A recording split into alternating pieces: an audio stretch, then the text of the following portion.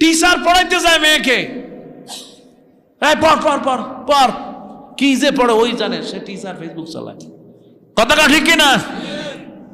আর আগে মানে ওই টিউশনি নেওয়ার আগে জিজ্ঞেস করে, তোমাদের বাসায় ওয়াইফাই আছে তো? হ্যাঁ স্যার ওয়াইফাই আছে।